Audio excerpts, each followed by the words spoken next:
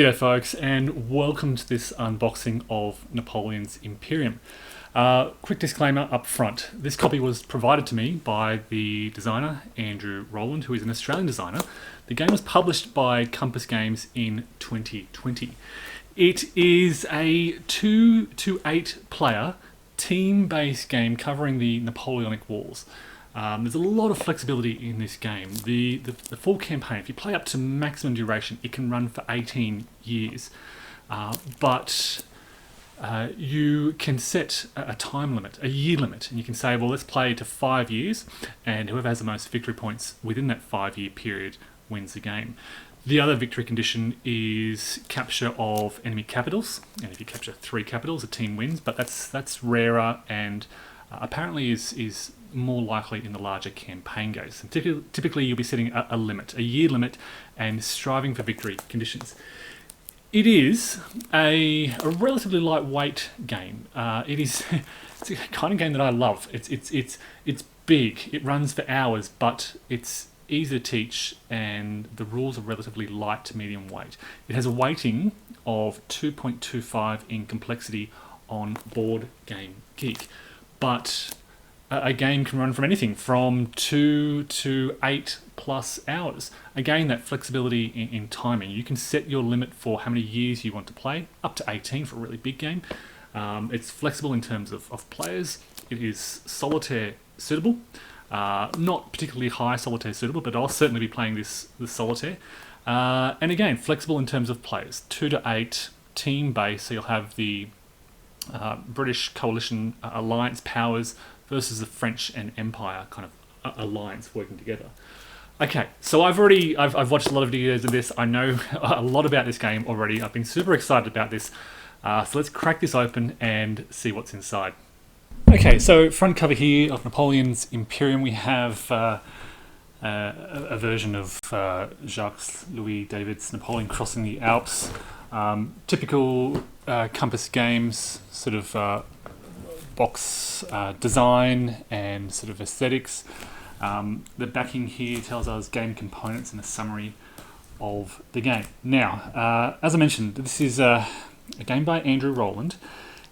My understanding is that this was in development for 29 years. This is Andrew's only design at present, and he had been sort of designing and testing and playing this as a tabletop game using miniatures for 29 years before he took this sort of tabletop design that used miniatures and presented it to Compass Games, who said, yeah, we'll publish this in board game format. So they've taken his tabletop design and have taken his maps and presented it basically in a boxed format. So you can see many different types of cards here. These are battle cards. And battle point cards. You will take these in a battle. So the loser, the defeated nation or empire in a battle, will take a battle card as compensation. And you get these battle point cards for achieving various things: a successful land defense, capturing an enemy commander, capturing an enemy's capital. I'll go through those in a moment. This is a D10 based combat system, so lots of dice, obviously sort of an attacker dice and defender dice. There are, I believe, 10 of each of those to facilitate your combat. And in combat you'll be rolling these. There's a thank you from Compass Games, some errata. So there's one page of errata there from the rulebook. Here we have the Napoleon's Imperium rulebook. This is I don't know if you can pick this up on the camera, but it's a nice sort of semi-glossy, colourful print. I've already looked through this, so I know what I'm looking at. So I mentioned this is sort of light to medium weight. This is a heavy rule. Well, when I say heavy, it's a long rule, 39 pages. But all the information, I'll flick through and then I'll go through it in detail. Very well illustrated. You can see sort of examples here, illustrations, and again, have not played this yet, but my impression is it flows quite nicely. You'll notice here the French Imperial Alliance and the British Coalition Alliance, basically the two teams And there is this sequence of play order that you follow, which goes from, you'll notice, French, then British, then French Imperial Alliance, then British Coalition Alliance, and back and forth throughout the sort of the turn. The game turn is divided into 3 phases. If I turn the page, we'll probably see this in just a moment.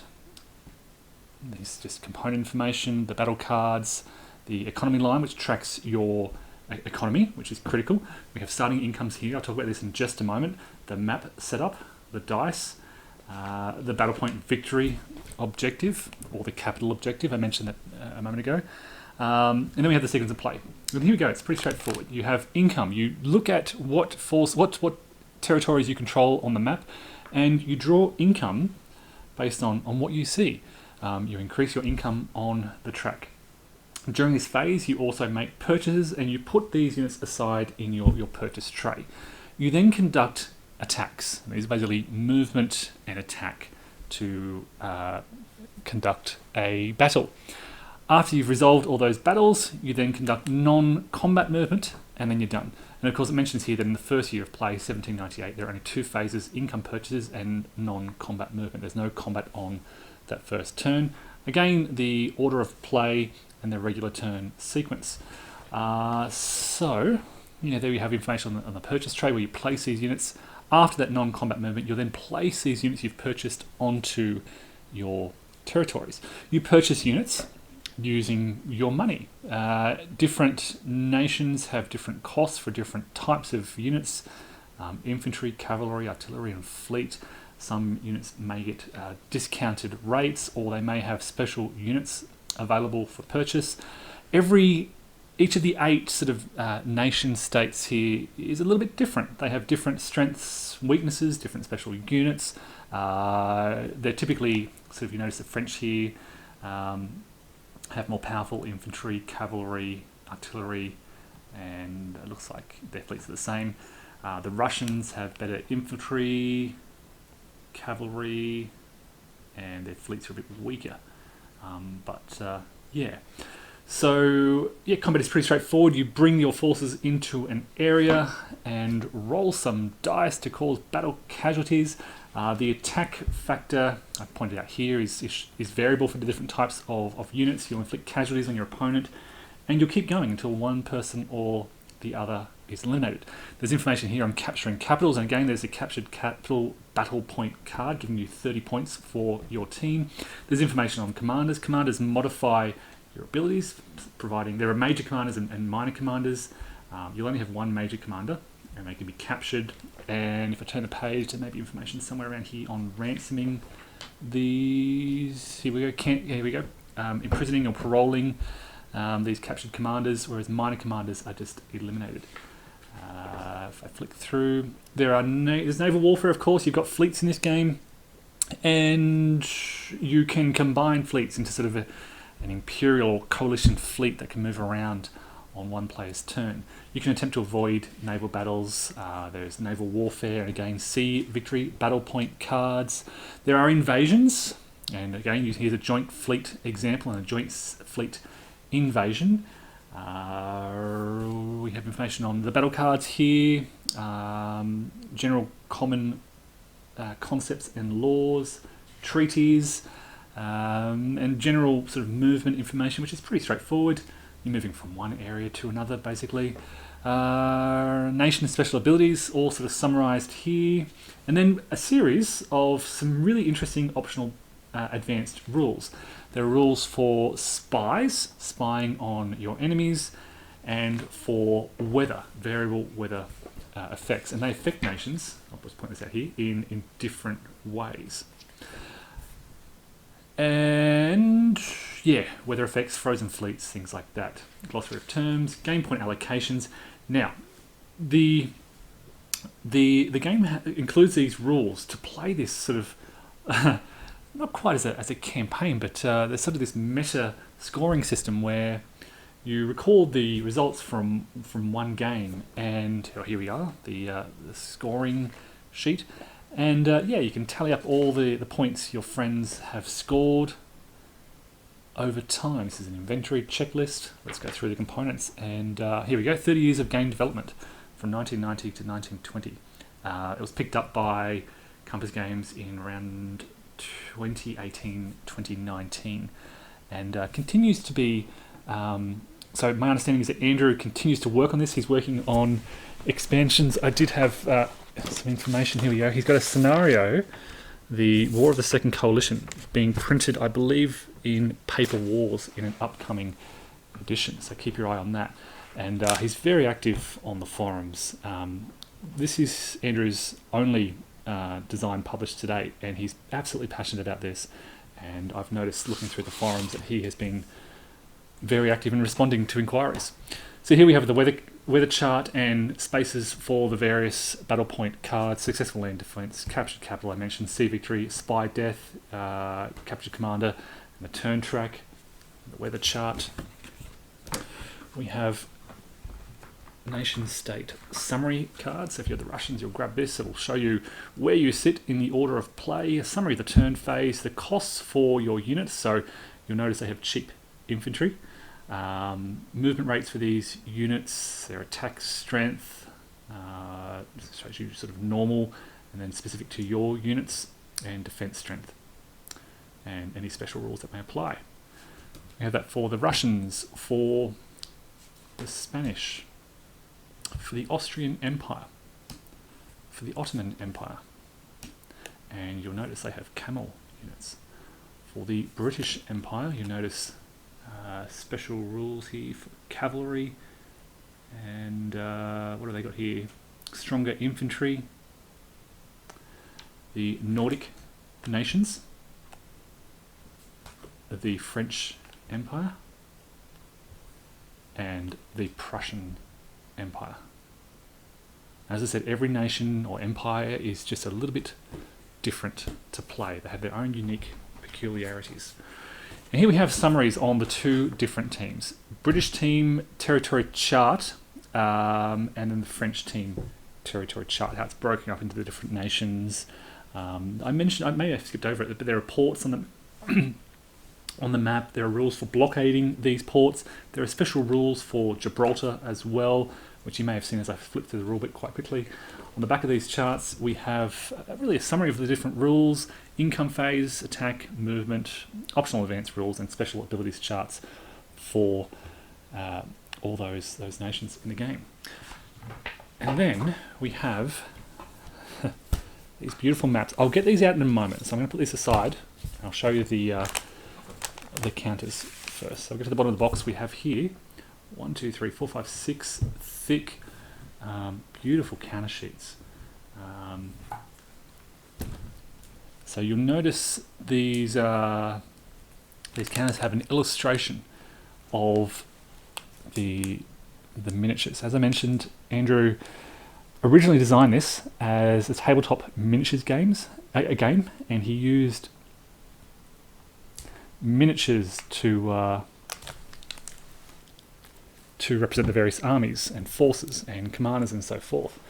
And as I said, this is where Compass picked it up and converted all these miniatures, converted them all into counters, which punch out so easily from those boards. You can see that, just a little bit of pressure and they're coming out. So that's one counter sheet, and just as I'm moving that across, two of these have just sort of fallen out, and look at that, there's no fluff. It's a really nice die cut on these sheets. We have, if I can slot those back in there, you can see how thick they are. I do have and how easily they just pop out. There's another two popping out. So you won't need any scissors to cut these out. So yeah, various types of units. Here's your commanders. You've got your major commanders, minor commanders, your fleets. They attack, defense. Let me show you the front. Oh, more just being punched out. Units, attack, defense. Your fleets have a laden capacity as well. These are just falling out as I'm lifting them up. That's how nicely they are cut.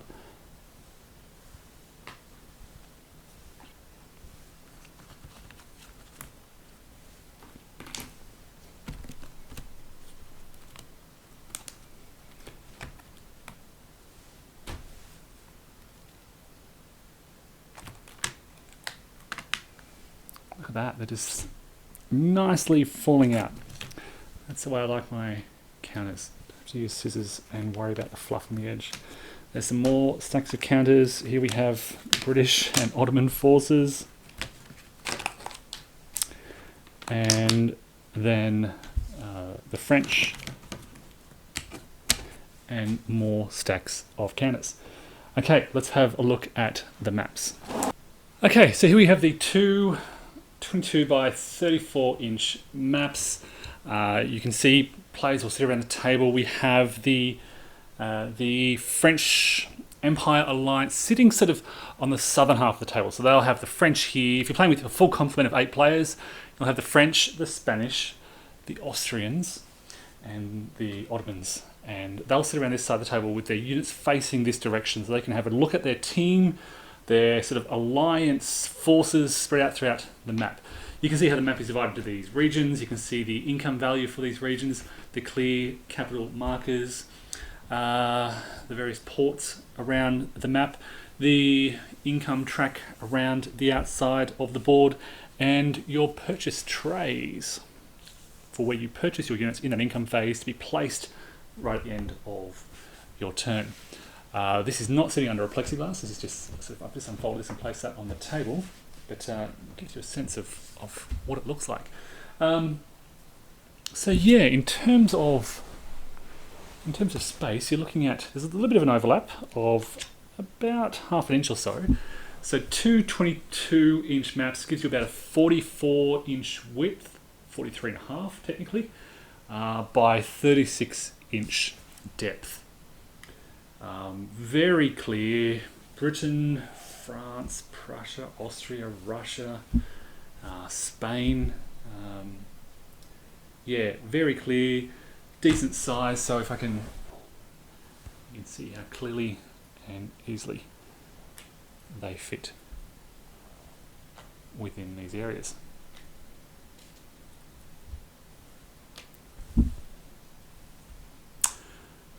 So there you go. That is Napoleon's Imperium.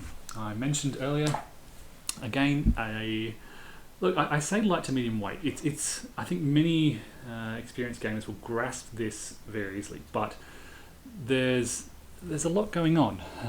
Managing your economy, working with a team, your fleets, your invasions, your armies.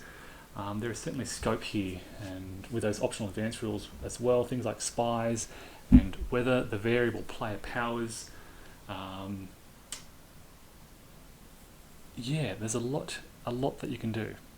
So folks, that is Napoleon's Imperium. It continues to be developed in terms of expansions and, yeah, as mentioned, scenarios to go with this as well.